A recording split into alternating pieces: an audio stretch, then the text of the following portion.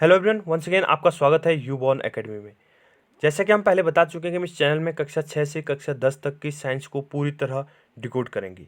Class 10th के अंतर्गत science का 4th चैप्टर चल रहा है जिसका नाम है carbon and its compound, carbon और उसके यौगिक। इससे पहले इस चैप्टर के हम 3 वीडियोज़ देख चुके हैं जिसमें हमने कार्बन के डिफरेंट जो कोवलेंट बॉन्ड है उनको देखा था। कार्बन कैसे इलेक्ट्रॉन की शेयरिंग करके बॉन्डिंग फॉर्म करता है तो उसको डिस्कस किया था। आज के इस वीडियो में हम कार्बन के जो एलोट्रॉप्स हैं उसको डिस्कस करेंगे। जिसने चैनल को अभी तक सब्सक्राइब नहीं किया वो सब्सक्राइब कर लें ताकि आपको पूरे वीडियो मिलते रहे। चलिए शुरू करते हैं। Carbon and its compound part 4। Allotropes of carbon, carbon के अपरूप। आपने नाम सुना होगा, कार्बन के 3 एलोट्रॉप्स को देखा होगा या उनके बारे में सुना होगा। तो सबसे पहले तो कार्बन के केवल 2 ही एलोट्रॉप्स थे, उनके बारे में डिस्कस किया गया था। जैसे कार्बन के 2 एलोट्रॉप ग्रेफाइट और डायमंड को तो आप नाम सुना ही होगा, लेकिन साइंटिस्ट ने धीरे धीरे जैसे जैसे थ्योरी आगे बढ़ती गई तो कार्बन के जो बक मिनिस्टर वाला एलोट्रॉप्स है, ठीक है, बक्की बॉल बोलते हैं इसको हम, तो उसको भी क्या किया था, डिस्कवर किया। तो फर्स्ट हम देखते हैं allotropes of carbon. The element carbon occurs in different form in nature with widely varying physical properties. ठीक है, प्रकृति में कार्बन तत्व अनेक विभिन्न भौतिक गुणों के साथ क्या होते हैं, उपस्थित होते हैं। ठीक है, विभिन्न रूपों में क्या पाया जाता है, जिनके जो भौतिक गुण हैं वो क्या होंगे, थोड़ा सा अलग अलग होंगे। Physical properties, varying physical properties, यानी जिनके भौतिक गुण क्या होते हैं, डिफरेंट होते हैं। देखो एलोट्रॉप्स की डेफिनेशन भी है। एलोट्रॉप्स बोलेंगे तो एलोट्रॉप्स क्या होते हैं, एक ही एलिमेंट के क्या होते हैं, डिफरेंट फॉर्म होते हैं, जिनकी फिजिकल प्रॉपर्टीज यानी जो भौतिक गुण होंगे वो क्या होंगे, अलग अलग होंगे। Varying physical properties are called allotropes. Both diamond and graphite are form by carbon atoms. The difference lies in the manner in which the carbon atoms are bonded to one another.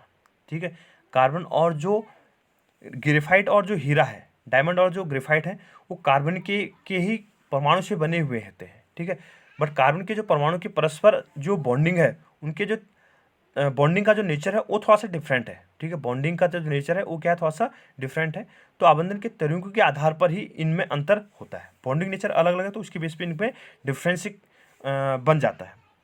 In diamond each carbon atom is bonded to 4 other carbon atoms forming a rigid 3 dimensional structure.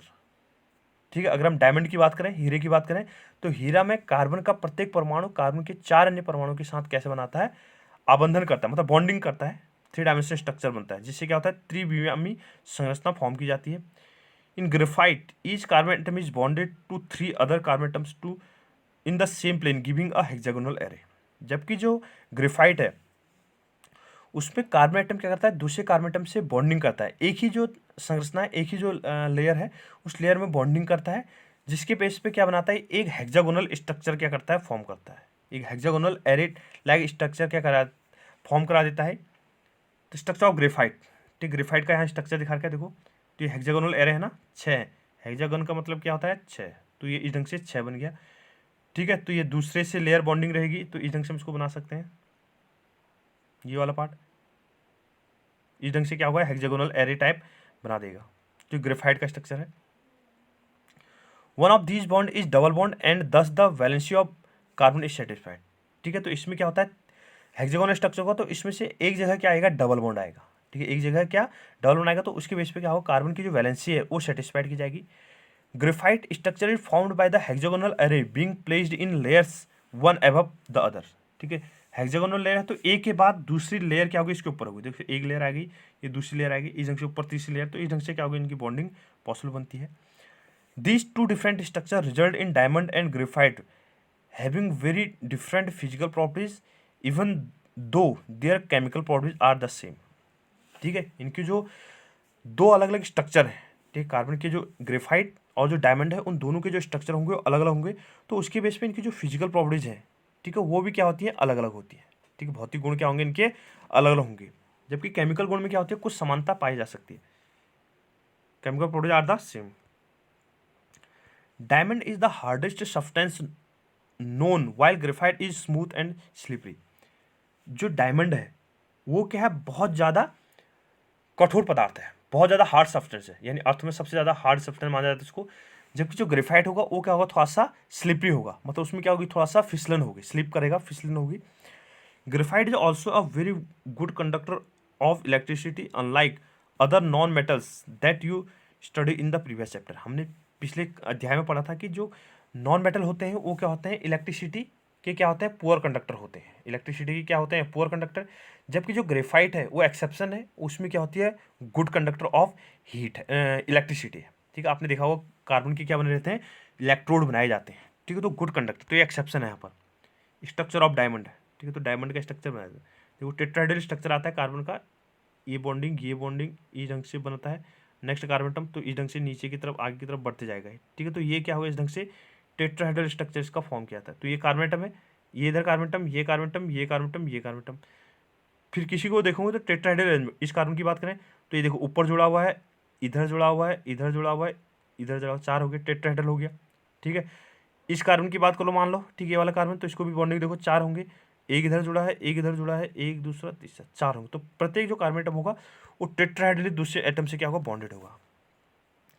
Diamonds can be synthesized by subjecting pure carbon to very high pressure and temperature. यहाँ पर space होगा थोड़ा, तो यहाँ पर क्या होगा, जो डायमंड है वो बहुत ज़्यादा हाई प्रेशर और टेम्परेचर के बेस पे फॉर्म किया जाता है। यानी जो डायमंड देखा होगा आपने, पृथ्वी के नीचे ज़मीनों में पाया जाता है, तो ऊपर से दाब और ताप क्या होता है, बढ़ते जाता है नीचे से। ठीक है, ऊपर प्रेशर अलग अलग लेयर बन जाएगी, तो उसमें क्या होगा, प्रेशर बढ़ते जाएगा, तो तब जाके डायमंड सिंथेसाइज किया जाता है।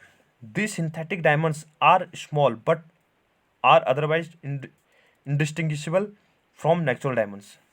ठीक है, यानी जो इस तरीके से जो डायमंड बनेगा, तो संश्लेषित हीरे आकार में क्या होता है, छोटे होते हैं, लेकिन अन्यथा ये प्राकृतिक जो हीरे होंगे उनके से अभेदनीय होते हैं।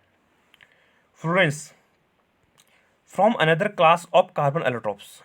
ठीक है, जो फ्लोरेंस है वो क्या है, कार्बन के एक अन्य अपरूप है। एलोट्रोप से क्या है, कार्बन का एक नया एलोट्रोप से खोजा गया जिसका नाम क्या है, फ्लोरेंस। बकमिनिस्टर बोलते हैं इसको। The first one of the identify was C60 which has carbon atoms arranged in the sample of shape of football। ठीक है, जो C60 है इसमें कार्बन कितने एटम है, 60 एलिमेंट। कैटिनेशन एक प्रॉपर्टी होती है। ठीक है, कैटिनेशन प्रॉपर्टी के थ्रू एक एटम जब उसी एटम से बॉन्डिंग करता है तो उसे क्या बोलते हैं, कैटिनेशन। ठीक है, तो कार्बन में कैटिनेशन प्रॉपर्टी बहुत ज़्यादा हाई होती है। तो यहाँ पर कार्बन के इतने 60 एटम क्या आपस में बॉन्डेड है, तो एक फुटबॉल जैसी संरचना क्या करेगा, बनाएगा, फुटबॉल जैसी संरचना को फॉर्म करेगा। Since this looked like the geodesic dome designed by the US architect Buckminster Fuller, the molecule was named Fullerene। ठीक है, तो उन्हीं के नेम पे इसको बकमिनिस्टर फूलर के नाम पे ही इनको दिया गया है।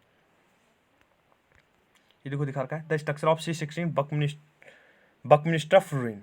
ठीक है, तो बकमिनिस्टर जो फ्लोरीन है तो इसका स्ट्रक्चर यहाँ पर दिखाया गया है। ठीक है, तो इसमें हेक्सागोनल और पेंटागोनल, ठीक है, दो संरचना होती है। एक क्या होगा, पेंटागोनल लेयर होगी, और एक क्या होगी, हेक्सागोनल लेयर होगी। ठीक है, तो वो अलग अलग दिखा रखे हैं। देखो मैं बताता हूँ यहाँ पर, ये पेंटागोनल लेयर है, ये 5 है इसमें। ठीक है, इसके बाद इधर देखेंगे तो ये हेक्सागोनल है, इसको देखो 1 2 3 4 5 6, ये हेक्सागोनल लेयर है। ठीक है, उसी पे देखो ये पेंटागोनल लेयर, फिर इस इधर देखें तो हेक्सागोनल लेयर से जुड़ी हुई है, 1 2 3 4 5 6, तो हेक्सागोनल।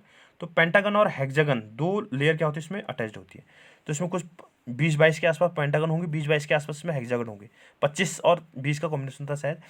तो ये डिटेल जब आएगा 11th तक केमिस्ट्री आएगा तो उसमें आप इसको डिटेल स्टडी करोगे।